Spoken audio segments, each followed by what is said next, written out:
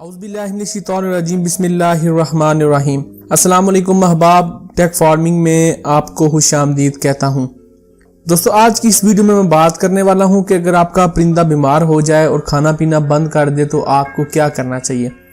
जैसे कि आप सब लोग जानते हैं कि मौसम की तब्दीली के साथ जो बीमारियां हैं वो जन्म लेना शुरू हो जाती हैं, जिससे आपको देखने में ये नज़र आता है कि आपका परिंदा बीमार हो गया, सुस्त हो गया या कोई भी इसको जो बीमारी लाहक हो सकती है जिससे वो मर भी सकता है। तो सबसे पहले जो है ना, आप चंद एक बातें जो अपने जहन में बिठा लें और उसको ये देखें कि इसकी बेसिक असल साइंस क्या है, इसकी साइंस आप ज़रूर समझ लें। ये जो तरीका मैं आपको बताने जा रहा हूँ ये इलाज करने का सबसे बेहतरीन तरीका है वैसे, और इंटरनेशनल लेवल पर भी यही तरीका इस्तेमाल लोग करते हैं और ये तरीका तमाम परिंदों में इस्तेमाल किया जा सकता है। ठीक है, चाहे वो आपके पास आपके मुर्गियाँ हों, चकोर हो, मोर हो, कोई भी आपके पास परिंदा, आप उसके लिए ये तरीका इस्तेमाल कर सकते हैं।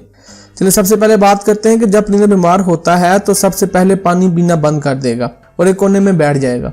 अगर ऐसा ही बैठा रहा तो बेहोश होकर मर जाएगा। जब पानी नहीं पिएगा तो वो खुराक खाना भी बंद कर देगा, क्योंकि पानी के बगैर खुराक हजम ही नहीं हो सकती और पानी ना पीने की वजह से भूख भी नहीं लगती। इस वजह से जिस्म में खुराक की कमी हो जाती है। खुराक की कमी की वजह से जिस्म में एनर्जी की कमी हो जाएगी। जब जिस्म में एनर्जी की कमी होगी तो साफ जाहिर है कि वो एक कोने में ही बैठा रहेगा, क्योंकि चलने फिरने या जिस्म के दूसरे हिस्सों को काम करने के लिए एनर्जी की ज़रूरत होती है, लेकिन जिस्म में तो एनर्जी मौजूद ही नहीं है। इस सब बीमारियों के खिलाफ काम करने वाले परिंदे अपनी कुदरती कुव्वत मुदाफ़त को कम कर देते हैं, जिसकी वजह से वो मार जाते हैं।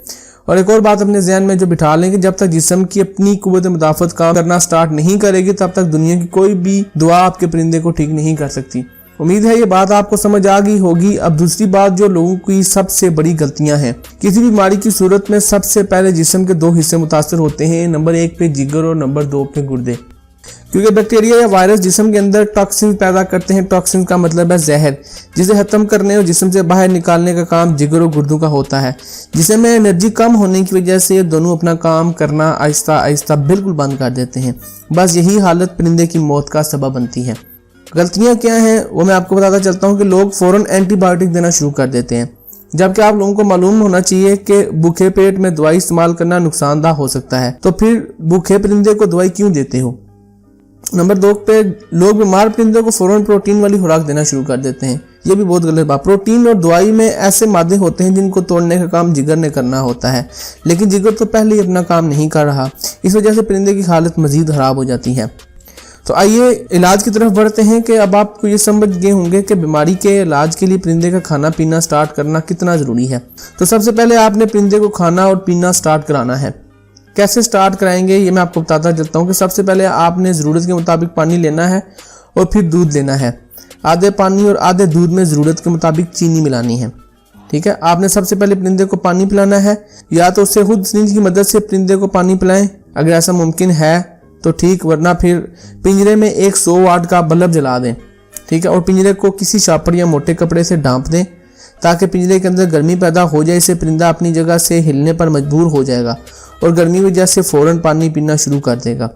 आपको पता है कि दूध से अच्छी कोई ग़िज़ा नहीं होती और चीनी में एनर्जी का एक अच्छा ज़रिया है, और पानी जिसमें मौजूद जहरीले मादों को खारिज करने में मदद देता है।